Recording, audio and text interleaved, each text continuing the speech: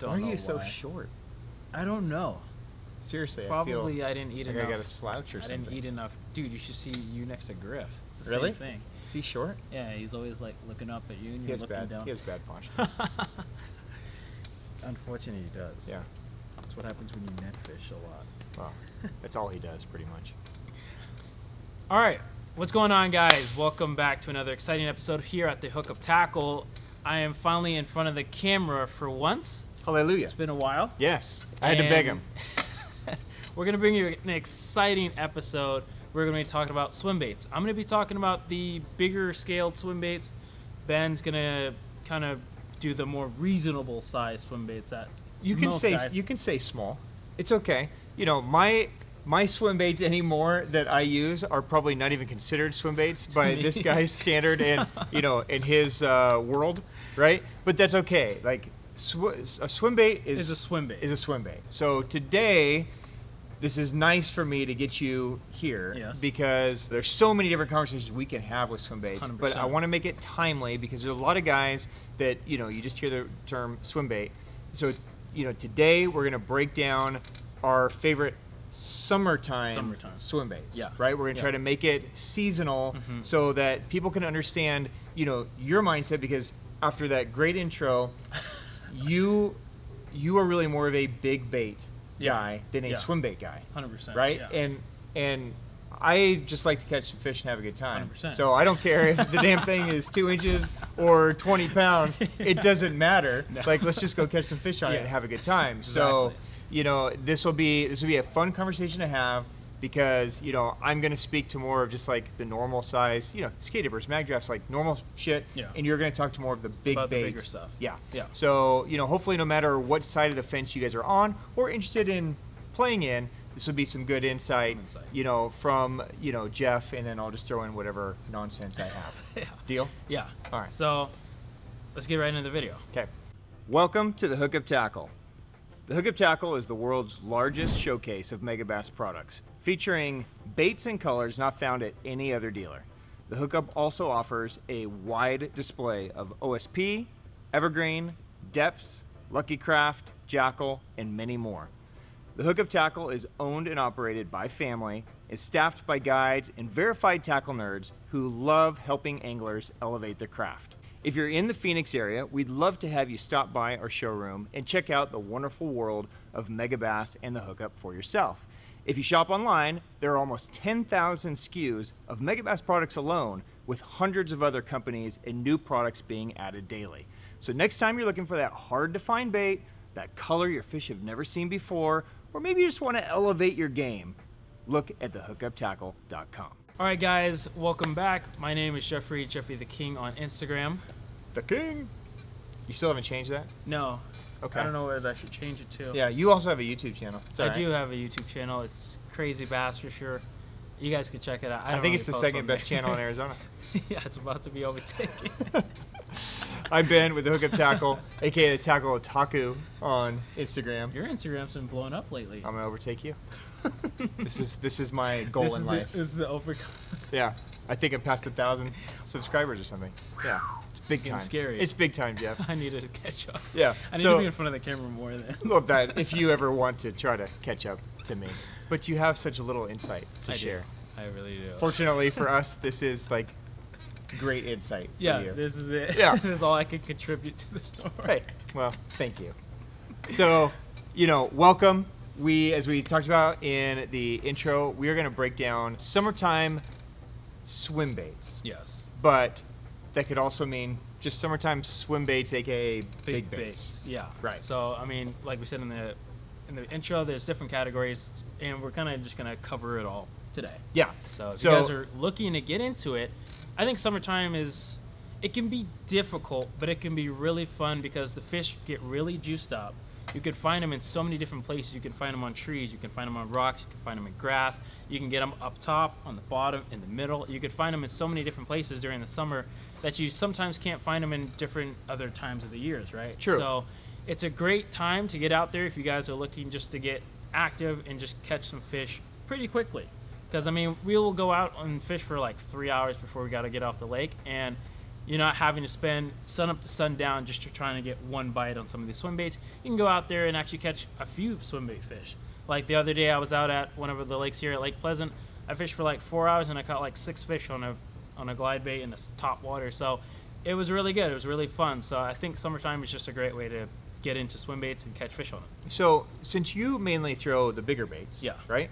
Do you think that with bigger baits, we talk about moon phases a lot, right? So I know there's a timing thing that's always going in your head. Yeah. Do you think that there is a timing window that needs to happen for a fish to react to a bigger bait, or not? I think during summertime, if you're not actively always going out and trying to chase the biggest fish in the lake and you're just trying to get some bites, I don't think it matters that much. I mean, I've gone out, and obviously there's like different levels to it.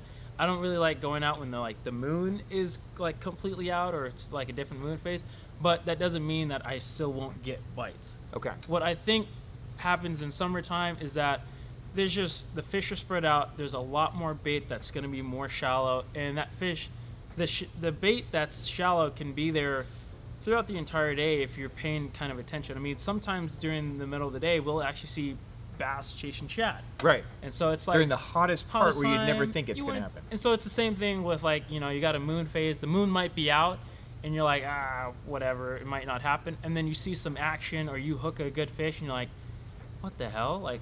But this and that. So don't overthink it. Just go out and fish, and they're fish.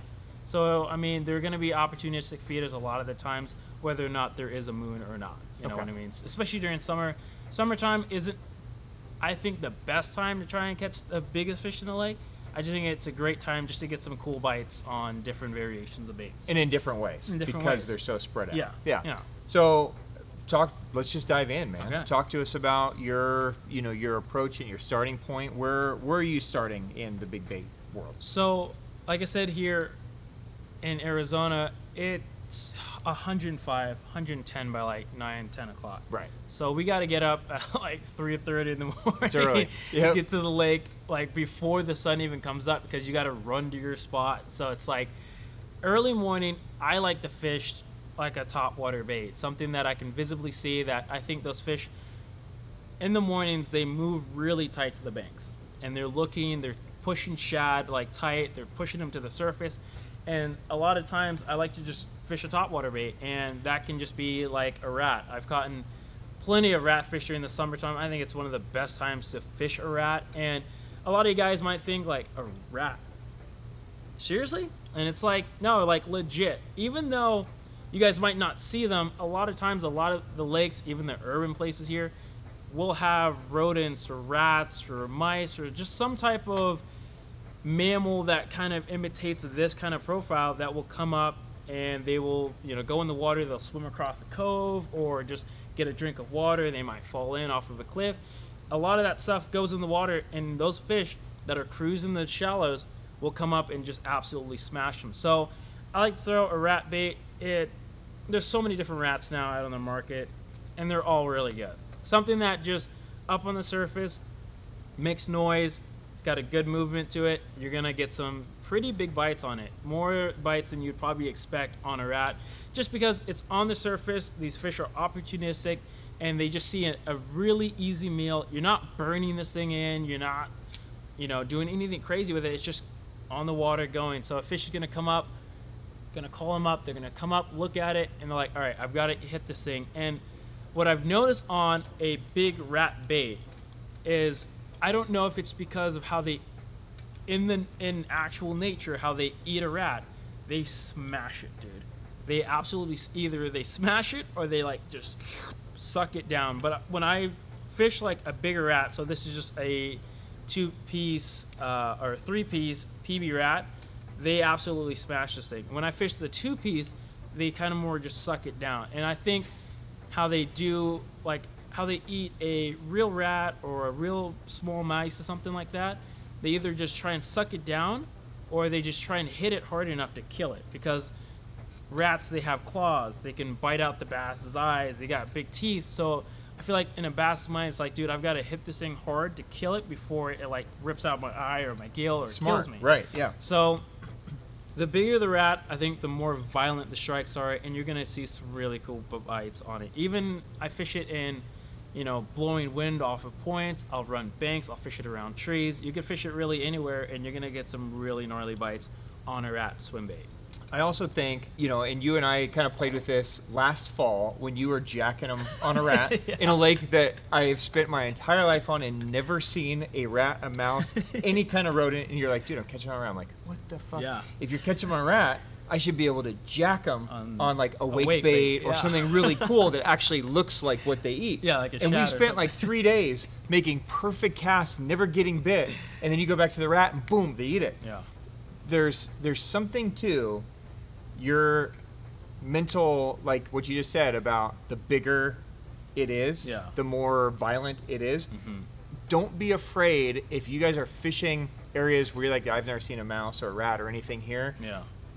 Yes, it could look like a rat, but it could also just look like something so fucking big Yeah. and crazy and loud, and they different. don't know what to do, Yeah. right? Yeah. So But it looks they like hit an it. easy meal. Yeah. Totally, So right? they're gonna come up and smash it. So, and if you guys are fishing, especially like I go down to some of these urban spots, dude. Every now and then I'll literally see a rat or a mice in the water or on the bank, and I'll hold it up to one of my baits and I'm like, dude, it's money. Yeah. And I love fishing a rat in the urban spots just because they really smash it there. Yeah. Just because there are tons of rats in the city, and Totally. it's just a really fun bite there. Yeah. But even out on some of the lakes, we have squirrels and we have those chipmunks. Yeah, Those and will fall even in. little birds. Yeah. Right? I mean, there's always some kind of, you know, animal Yeah. that's in the shallows moving around. And the so fish will take advantage of it. I mean, how many 100%. times have we heard of fish eating a duck?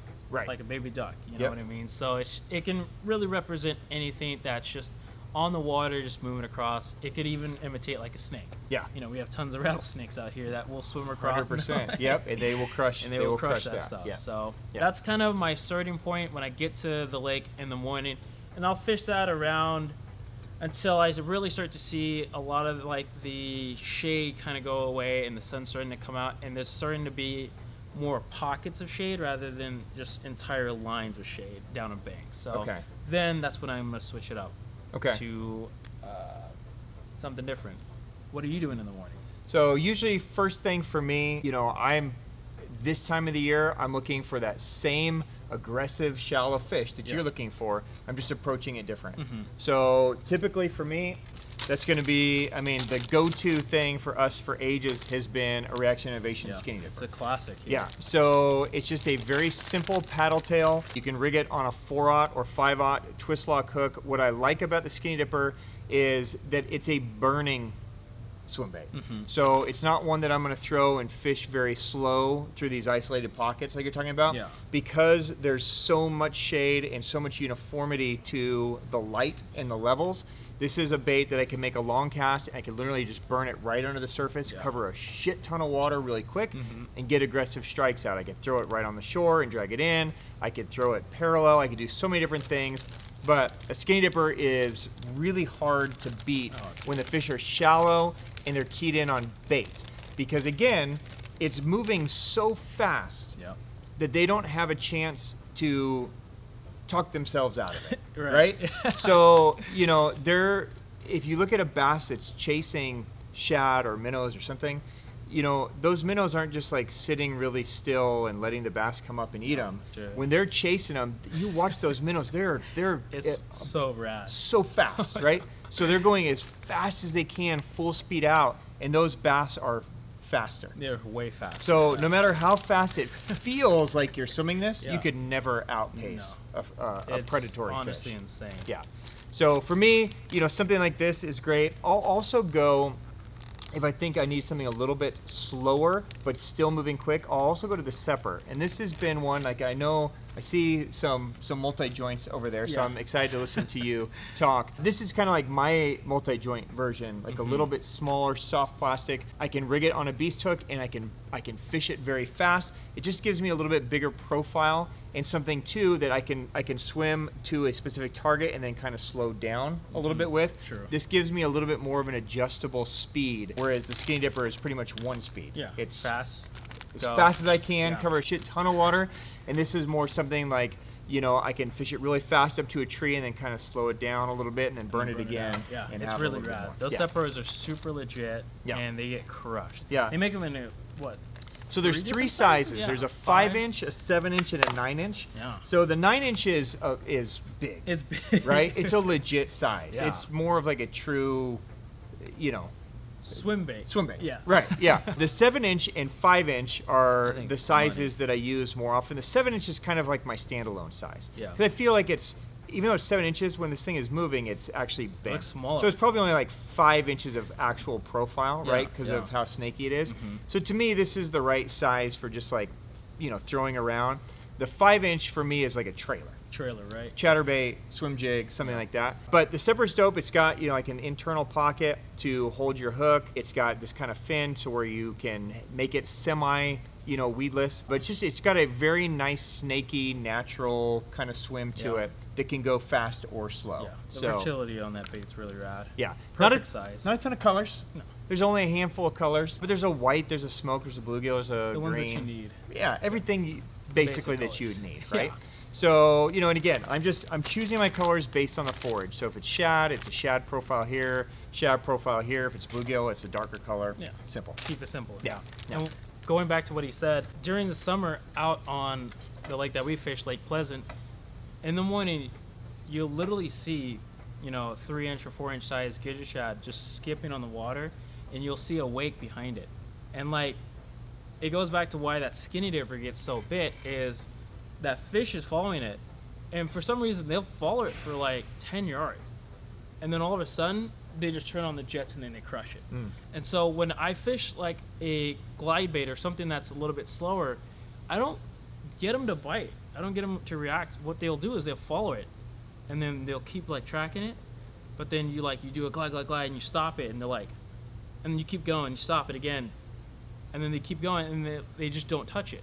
Where it seems like those fish are completely different from some of the other fish that I fish for on some of the other lakes, where if I get a fish that's super hot on a bait, I'll glide, stop it, and the fish will just crush it.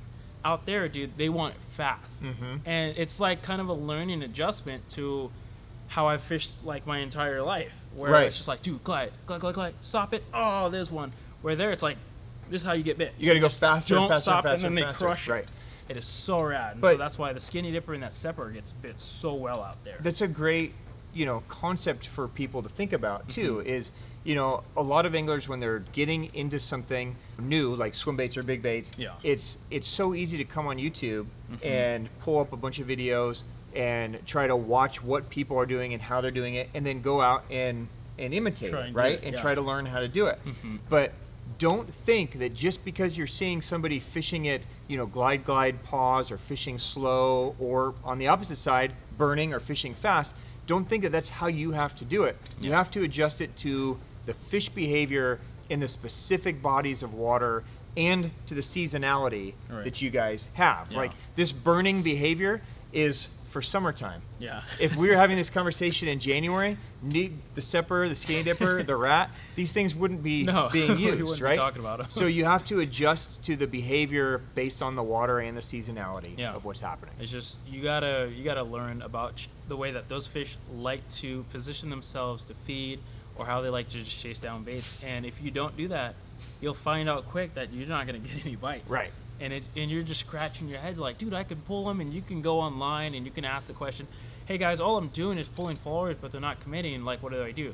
You'll probably get the same exact answer, and it's gonna be completely different from every single person because they're not fishing your body of water. Right. So, I mean, there's obviously advice you can take from online that you can use, like basic rods and hooks and all that stuff. But when it comes down to actual fishing, you just never know. You have to pay attention to the behavior Yeah. of the fish, Mhm. and you have to be in your universe, your bubble. Yeah. You have to listen. You know, the fish are going to give you signs, Oh yeah. right? Then you have to take that info and then apply it To your own to water. what you're doing out there to Yeah. get them to eat. Yeah. Right. That's basically it. It's Yeah. just time on the water is probably the best teacher Right. for us all. Is just going out there and experimenting to see, what they bite, Right. and what they don't. But having that open mind to adjust Oh, your it's- retrieve, your speed, your bait, It's all much these things needed. is super important. It could honestly change whether or not you catch 0 fish or you catch 10 fish. Right. You know, it's Yeah. so wild.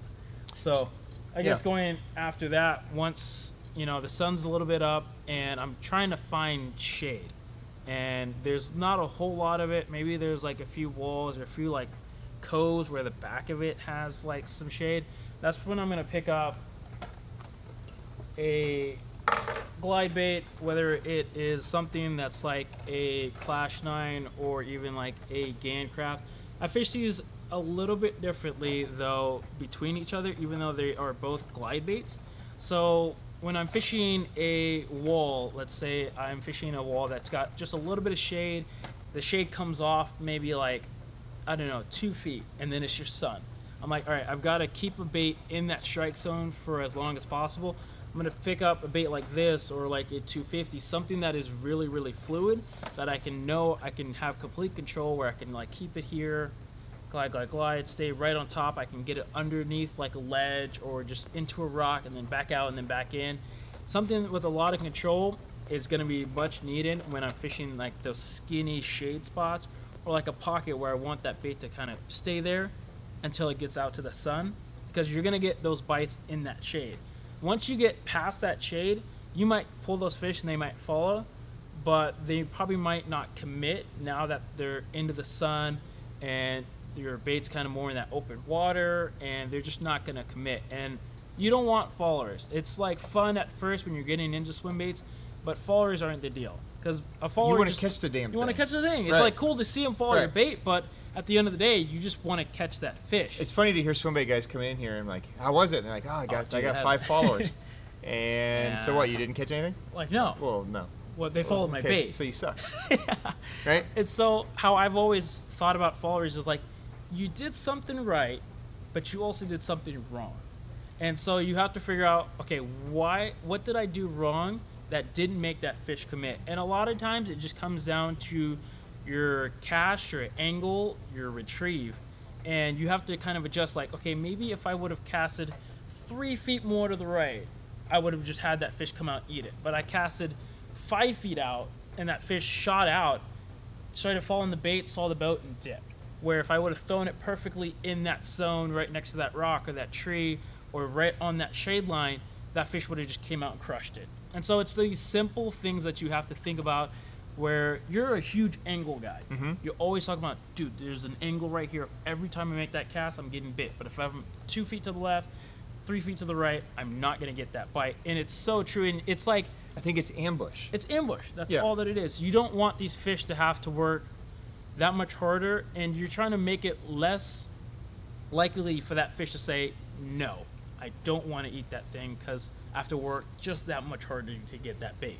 You know what I mean? Don't you feel like if you watch largemouth bass and bluegill in a lake, Yep. right? Largemouth bass and bluegill are chilling with each other all the time, right? yeah. Like bluegill's like their favorite food. Yeah. But if you look at underwater footage, there's bluegill swimming around, bass swimming. It's not like they're just like, oh, look at all these, and they're just eating them all, right? They don't care. No. It's almost the same like if you look at like like a Nat Geo video from like Africa, Yeah. and you see like zebras or gazelles or something out in the field, And there's right? lions going It's in not like the between them. lions are just like jumping and just grabbing every single one. Yeah. Because they know, a predator knows that in the open, they got no It's gonna shot. be hard. It's gonna be Right? really hard. The amount of calories that they're gonna have to spend to chase that fucking thing down, to maybe get it, maybe not get it, Yeah. is probably not worth it. Like, we're always doing this risk versus reward. Like, the risk of throwing a big bait is you may not catch shit, Yeah. but the reward is you're gonna get a big one. You're gonna get a big Well, one. it's kind of the same with a bass's mentality, right? So when you force them to an angle to where they know they could just ambush that against that wall, against that rock, against whatever is down there, right? Yep. These angles that we're always talking about. Then you've made up their mind for them. Yeah, Like basically. now it's like, well, shit, the risk versus reward just flipped. If I eat that really fast, I'm good for a few days. Yeah. It's right there in front of my face. It's perfect. I'm ambushed well. It's right here in my face. I'm going to eat it because Yep. it's right here. Yep. It's not like, oh, dude, it's 10 feet over there. I have to swim all. By the time I get 5 feet to it, it might see me and just book off, and I just wasted my spot. I just blew my ambush spot because there might have been other bait around too. and now the bait know that I'm here, and they might just never come near me again. It's all done. It's done. Plus, no matter how realistic a swim bait is, Yeah.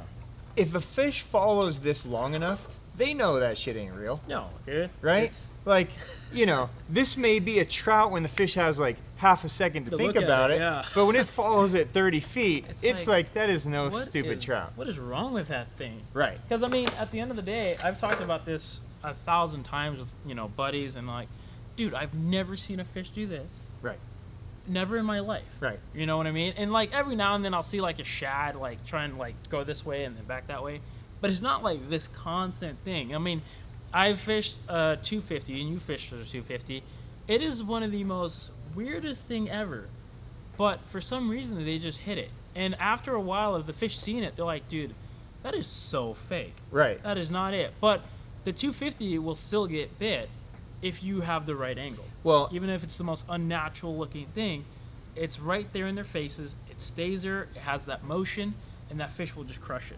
But if you throw it 10 feet out, that fish isn't going to follow it anymore because it's like, oh, that's super fake. Right. Literally watched it the whole way. I'm like, dude, I've seen that a million times. right. That is not it. No, but So- if you get it closer to them and it kind of just pops in their face, they're like, oh, dude, right there. You know what I So mean? you have these small angles Yep. that you're talking about. Mhm. These small windows where it's, we're talking about thin shade lines right now, Yeah. right? Getting back to what you're talking about with that clash Mhm. or with the 250, Yeah. those are baits that, you're talking about consistent. You know that when you move the handle, the bait is going to move yeah. one way or the other. Mhm. And that's what you're talking about with consistency. Yeah, more right? of a very fluid glide where you feel like you're in complete control. You can make it go in this way and out this way, back in this way, and it's very fluid. I mean, I think you're going to talk about the eye slide a little bit later, where that's kind of more all over the place, kind of like a jerk Well, bait. you had the jointed claw. Yeah. Let's talk about it right now. So you have the jointed claw. You have the eye slide, Mhm. right? Yes, it's a glide bait. It's a glide bait, right? but it's completely different. With Agreed. the Gancraft, when I fish the Gancraft, that's more around, okay, I've got some boulders or I've got like kind of a tree. I'm gonna fish it kind of right next to it where I think there's a fish in it, but I never get it close enough to where like, dude, I might snag it if I fish this Gancraft, because this Gancraft, it's got a wide glide and it kind of noses down too, where I kind of just throw it out there and I kind of lose sight of it because it goes down. And I'm like, dude, I know I'm right next to that tree. I don't know where it is, Right. but it's right next to it. Oh, I'm bit. Got one. Where when I'm fishing that Clash and that K9, I'm watching it the whole time. I'm looking at it. I'm like, all right, it's right by that tree. Go inside the tree, outside the tree, back in, Yep. But with this, I'm just like throwing it out there. I'm like, I know I'm by the tree. Oh, I hit the tree. Oh, there's a fish. Yep. And so with this, it will nose down a little bit more. You can kind of fish it next to stuff. You're not going to see it as well. You're not going to. It's more of an open water. It definitely is. I bait. find it to Yeah. be a lot more open water, just like that ice slide that you're going to talk about. Yep. Open water, and the whole thing lately has been there's cover glides and there's open water glides.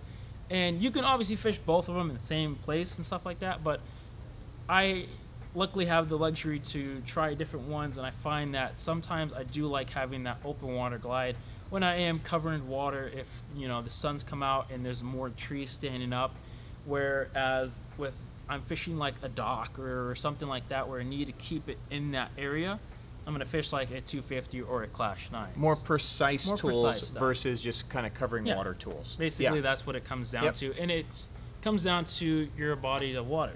If there's not a whole lot of stuff, go with an open glide. Yep. If there's a lot of trees, a lot of boulders, and you need to keep that stuff in the strike zone, and you're in 2 feet of water, and then it drops off to 60. You want to keep that right there in that spot, then fish like the 250 or even like the Clash 9. So, Yeah. I mean, you guys will have to play around with the different kind of areas that you fish, but try them out. They will absolutely get crushed. Yeah. Okay, so after that, I will sometimes, every now and then, I will notice that the fish are pretty fired up. Okay. And so when they're fired up, I get to kind of put the glide bait away, and I get to pick up a multi-piece bait, whether it is a bluegill imitator or a shad imitator, something that's multi-piece where I'm going to fish it kind of like how Ben was fishing that Separ, where you're working it pretty fast and you get up to a piece of cover and you might twitch it, and then reel it away from it. Yep. And there's so many different baits out there that guys will be fishing. You got like the bull shad. You know, It's been a staple for it's been ages. around forever. Yep. Everybody, anywhere, and everybody can catch fish on the bull shad. Yep. They make them in so many different sizes, colors, floating, fasting. Yep. So many different ways you can fish that bait. You know, you have the Balam series by Madness, another great bait that I know some of the dudes out here catch fish on a lot. Yep, that's one that a lot of guys catch them on, but they don't talk about it No, they keep it kind of hushed, dude. because it's been on the market for a few years. Yep. But it's still an intimidating bait for a lot of guys, Yeah. and really designed to fish really fast, which is the opposite mindset of so many big bait Swimbaits. guys. Yeah, it's right. like, dude, slow as possible, and Right, they're gonna super crush it. natural and realistic. But this is kind of drawing that same strike that I'm getting on a skinny dipper. On a skinny dipper, basically. right? and You're fishing it so fast they don't have a chance to do Nope. anything but eat it. But crush it. Yeah. Yeah. And they make them. There's so many different sizes in some of these baits. Obviously, they make the Balam 300. They make the bull shad in like a super tiny size, like From- a baby bull shad. Well, yeah, you get the baby bull shad all the way up to an 11-inch 11-inch. giant Yeah. gizzard. Yeah. I mean, you got triple trout. You got some of the the Mattlers baits. There's just so many different baits that will offer that segmented movement where they kind of are sick and tired of eating a glide. That segmented movement that's just consistent can be super killer. yeah, especially I find this time of the This year. time of year, they crush it. Dude. Right. It's really the only time that I will fish a multi-piece bait. Yep. Is during the summer. Summer and then into like that early fall, while it's still Oh, pretty yeah. warm, the water's juiced. Yep. That's It's money. the juice, It's prime really. time Yeah. to throw a multi-piece bait. Yep. And I will throw that multi-piece bait. I love it when there's wind. When it's windy, I find that it really pushes those fish up tight to the bank. And sometimes in that wind, the wind and the waves will mess up your glides. And it's like, oh, dude, I can't fish this thing. It's like too windy. Right, and then you the just waves are screwed up your choppy, whole the angle. whole thing. Yeah. Yeah. And so what you can do with that multi-piece bait, you just throw it out there and just wind it. Yep. And it'll like jump through waves and stuff like that. Dude, I've been working baits like that, and a wave will pick it up, come out of the water, and I'll see a fish eat it. Yep. And so with a glide bait, sometimes it's just the waves and the current and all that stuff will just mess it up, and you just won't have that effective action that you would with a glide. And so you can go over to a multi-piece bait, make it easier on yourself, and just fish it. And I'm fishing it pretty tight to cover. Okay. For most part. So I'm working a bank and More parallel. a lot more parallel. Okay. So I'm getting up pretty much not exactly how you fish like a skinny dipper over like your islands and stuff like that, or you're just kind of sitting out in the middle of a cove. I'm definitely more parallel. If I see like a tree line and it's like kind of parallel, I'm gonna fish that super quick. Or if I'm just going straight down a bank, I've got my boat pretty much right there on the bank, and I'm just going, covering water as fast as I possibly can, and you're gonna get some really aggressive bites. And I find they eat that style of bait in like broad daylight. I don't know what it is. I don't fish them like in low light. I don't know what it is. I find that the glide gets better in low light, and that style of bait gets smoked in daylight. I don't know if it's because the bait's moving so fast and they're able during the daytime to like really track it, to find it and crush it. Yeah. But something about sun, wind, and rock, they crush it in the summer. So we could sleep in yeah. and still catch. Yeah. Big bait So if you fish. mess up Yeah. in the morning, you don't catch anything, and you see that the wind's picking up, pick up a multi-piece bait and fish it fast. You're gonna get some serious bites on it. Yeah. So if you're fishing from shore, like from a pond or something, because I know you've destroyed fish on these multi-piece baits, even Oh, yeah. urban and pond and stuff. Are you doing the same thing? You're kind of paralleling same the thing, bank, yeah. and versus just walking into the shore and chucking in the middle. So- you're still picking your lanes. So it kind of switches when I go to an urban spot. They'll bite that stuff in low light conditions. Interesting. So you will fish like some of the urban spots early morning or like right before it gets dark. I'm gonna assume it has something to do with the pressure, where a lot of guys, they're not waking up at 3:30 in the morning to go down to an urban spot. Right. They're gonna wake up at 5 when the sun is just kind of already peeking up, and they're like, oh, all right, it's time to go fishing. And then like 6 o'clock, there's the whole bank's line. But before that, it's dead. And so you get to fish parallel. And so at least some of the urban spots here, I find that there's not a whole lot of structure or cover for fish to pin things to. True. All they have is the cement wall Right. that lines And the it's just entire kinda place. mucky. It's mucky, Right, dude. It's yeah. so wild. And Right. so a lot of the summertime, what I would do is I wouldn't even fish. I would just walk down the bank, and you'll see fish like this, pointed their heads right into the bank, and they're cruising like this, and they'll stop. And what's on that bank is bluegill and shad. And so they're just like this, and then they'll come up and just smash literally into the cement wall to eat the bluegill or the shad. So after seeing that, I'm like, dude, let me throw a triple trout or like that magnum or a bull shad parallel, because you won't be able to later when there's people lined up around the shore. Because there's just too much pressure, and those fish are going to go suspend. There's too much pressure, and even if there isn't that pressure, sometimes I'll literally go in between two dudes' lines, and I'm like, dude, there's a 4-pounder right there. Would you mind if I cast it over your line again? Right. And it's like, darn. So you have to kind of see where your fish are positioned.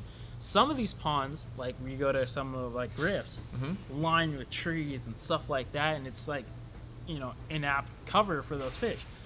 The urban stuff that we have here, it's desolate. Right. There's not much for them to do. So what so I the find, bank becomes the bank cover. becomes it's the cover. Right. And like every now and then, I also found out that casting us far out in the middle, they will suspend out there.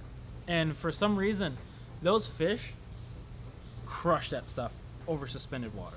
I don't know what it is, but what I do is I fire at a long cast out. Like, in my mind, the way that I look at it is you have your average person that goes to these urban spots. They're not casting more than 30 yards That's with their true. shot. Right. So after a while, the fish are like, okay, they don't cast here at the bank, so we're fine here. And they're not casting way out there. So there's like two places they can be. So either way out in the middle of the lake or right there at the feet. Yep. Like, it's wild, but you have to think those fish are probably the most pressure fish because they're in a 5 to 7 acre pond. Right. They get fish pretty much every day. Yep. If you get caught, you're dead. There's no catch and release. Right. There's absolutely no catch and release at some of these ponds. Yeah. And so these fish are wired like, dude, I'm not messing with any of that. And it's wild because I'll fish it when there is that majority of those people that are there from like 6 to 9. You'll go right after them, and the fish are back in the shallows. They and know. The fish are active, and Fish they know their surroundings so it's well. so wild, Yeah. and it's the same thing where you are fishing tight to the bank. If there is wind, again, you guys will have to fish your own stuff. But here in the city, we don't get a whole lot of wind. Right. A lot of that stuff kind of gets blocked out at some of like the lakes and the mountains here. So when it is windy in the city and at some of these urban pods, the bite's really They'll good chew. on those multi-piece baits. Yeah. So again, just fish that stuff parallel, work it fast. They're gonna come up and they'll crush it full Cool. speed. Cool. It's really rad. Yeah. So, what about soft baits? Do you ever throw soft baits? Because I've got a couple more baits sitting here. I'm like, is Geoff ever throw a soft bait? We'll get into that right now. Okay. Actually. All So, right. summertime, I don't fish a whole lot of soft baits, especially in recent years, because the lakes that I would fish in summertime that used to have grass don't have that grass anymore. So they are more relating to rock and trees and stuff like that. And I don't really fish soft baits around that kind of stuff during the summertime. I just think that they're on something completely different, where back in the day when they used to sit in that grass, they're feeding on bluegill. Right. And I could fish that soft bait. And so what I would do is I'd fish a Magdraft. I would fish an 8-inch or a 10-inch. You can fish it the way that I normally rig it, with like that small quad on the back. What I've done in the past before is they had the Magdraft Frestyle, I believe, at the time, but I just didn't like the 6-inch size. So I would reedless rig the 8-inch. Yep. And all I'm doing with that bait is I'd find the edge of the grass or like pockets in the grass, and you'd be able to see it because I'm fishing like a 12-foot depth spot, and the grass comes up to about 8 feet. And with your glass, you're like, oh, dude, there's a lane here, or there's a big hole, a pocket there. You just throw it out there, and I cast past it. If I'm fishing a hole, or if I'm fishing down an edge, I just fire straight down. But I'm fishing it, I'm getting it in that grass, I'm gonna sit there, rip it out, reel it, burn it, let it fall back in. Rip, reel. So I don't know. You used to fish the mission fish, right? Or Oh, was yeah. it the rising sun? Yeah, all of them. It's basically the same Same thing, idea, dude. and it's kind of the same idea. Like we were talking about jigs earlier. Yeah. And you're talking about like getting a reaction or getting it in a rock and Yeah. then kind of ripping it Yeah. out. It's the same idea. Basically with the this, same thing, Is they're buried down there. They're laying down there. You're just trying to get some kind of React. reaction to happen. Yeah, yeah. And when there's grass, it's always when it pulls. When it pulls of out, the dude, grass. it's like Yeah. you let it sit back down, Hop it, start reeling, thump. Yep. And it's a violent thump, and you got to hold on to the rod. And you just got to wind down and jack them. Yep. And dude, you catch big ones that way. 100%. Big ones. And you were talking about some ponds, right? Yep.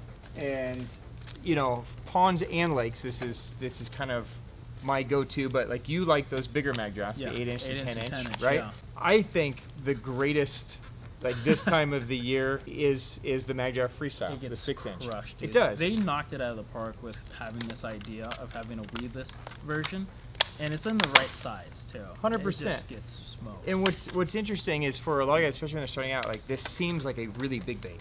Yeah. Starting Right? out, yeah, It's looks like, oh huge. my god, it's such a big bait. But like when you see this in the mouth of a 3-pounder, it's tiny. It's tiny, dude. Yeah. So this is just one of those baits that is just so versatile. Mhm. You know, I rig it 100% of the time the same way. Yeah. 8-aught, flashy swimmer. I like that blade on the bottom of it because the blade will give me some depth control. Yep. So I can Yep. keep it down deeper, and I can do the same thing that Geoff's doing on that grass. Is, you know, I could go to pretty much any, I would say any pond in the world. Yep. I could take a Magdraft Freestyle, You'll catch them. get it down into any kind of grass, and then same thing. I find that I don't necessarily need to rip it with that blade. I find that just once I feel it, I can just kind of speed up my retrieve, and it kind of just pops out. Okay. And then that blade kind of moves too, and that's where I get the bite. Yeah. If you're on a big lake, you can fish it quick, you can fish it shallow, you can throw it out and let it sink, and that blade below it will kind of keep that depth down there. It's got a lot of versatility. It does, dude. You know what I mean? So What, you from- just fished Disney World with it, didn't you? yeah, dude. You know, I literally brought a 3-piece rod, you know, a handful of Magdraft Freestyles, a couple of these. And I knew I was going to catch them. Like, what more do you need, right? So I got my little Merce on Oh and my my God. Swimbaits in there. But same thing. And exactly the same thing that you were talking about with the multi-segment. You parallel Yep. the banks, Yep. you fish your obvious edges, Mhm. and then, you know, for me in ponds in the summer when it's 9 gazillion degrees, Yeah. it's the bubblers. Yeah. Those are So huge. anytime you see a bubbler and it's spewing out water, right, it's there just to keep everything aerated. Yep. I don't know that they necessarily like the bubblers themselves, but all that aeration is creating shade. Shade. Yeah. And so all that water and the sprinkles and everything is creating just enough shade to where it's something Mhm. to get them to gravitate to. Yeah. If you can cast out to it, right? You're That's most where likely gonna they're get some you get bites. smoked.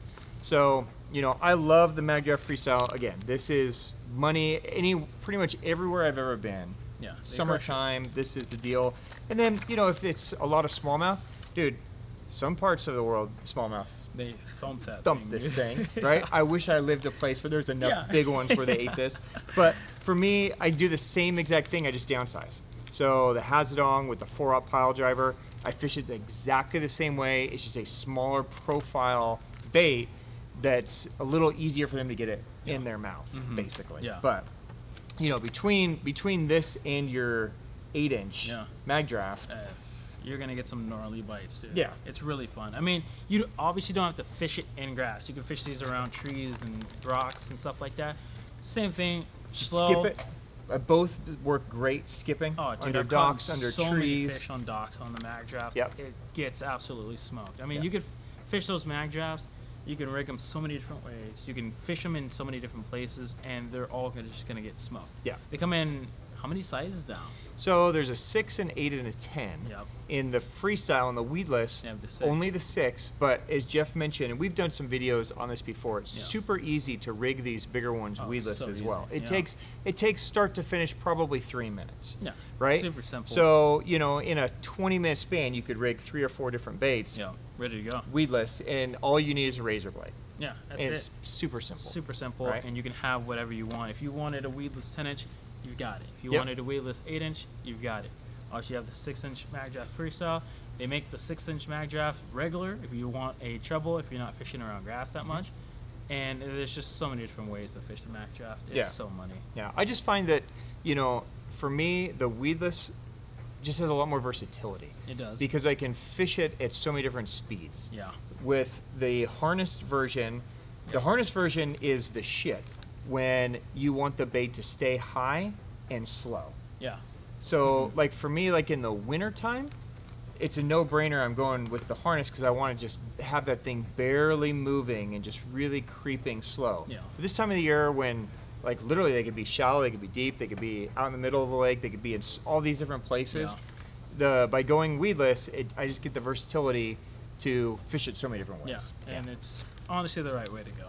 Yeah, I think so. Summertime fishing, like you said, there can be whatever place. They could be 30 foot, and they can be 3 inches of water. Yep. You can fish that Magdraft pretty much in all of it. Yeah, and color-wise, I mean, you know, obviously They make some fire colors. certain places, you know, they eat white or, you know, green or whatever. Yeah, whatever. I really don't think it makes that much of a difference, right? No. So I've never been like, oh, they're eating trout, I need to throw a trout color.